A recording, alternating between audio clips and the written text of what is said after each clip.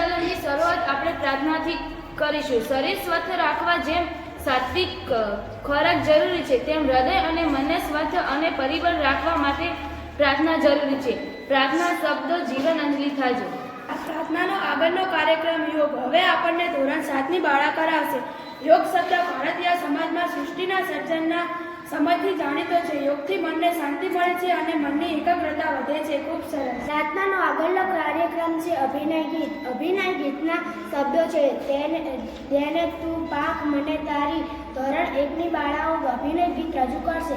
પિંજરાનું પંખી અને આકાશનું પંખી કદી એક નથી હોતા, બંને જુદા છે. જે પંખી પોતાની પાંખ પર પવનમાં વાદળામાં વિહાર કરતું હોય એમ એની પાસે સ્વતંત્ર છે એટલે એની પાસે શાંતિ અને કૃપા છે. ખૂબ સરસ. બાળ વાર્તા. નમસ્કાર. પ્રાર્થનાનો આગળનો કાર્યક્રમ બાળ વાર્તા ધોરણ 7ની બાળાઓ સંપ ત્યાં જઈ બાળ વાર્તા આપણી સમક્ષ રજૂ કરશે.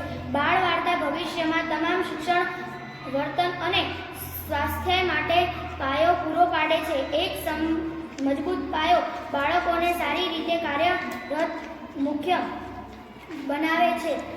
જરૂર કુશળતા વિકસાવવામાં મદદ કરે છે. ખૂબ સરસ. પ્રાર્થનાનો આગળનો કાર્યક્રમ સુવિચાર છે. હવે ધોરણ 6ની બાળાઓ આપણી સમક્ષ સુવિચાર રજૂ કરશે. ટૂંકુને ટચ. આવતીકાલની પ્રગતિ અને સલામતીનો આધાર તમારી આજની પ્રવૃત્તિ પર છે. ખૂબ સરસ. નમસ્કાર. પ્રાર્થનાનો આગળનો કાર્યક્રમ પ્રશ્નોત્તરી છે.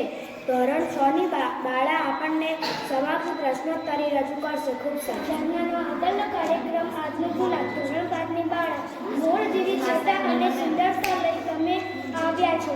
આજ સજી ધજી આજના ગુલાબની ગરિમા સાથે શાળાને શણગારી છે. તમે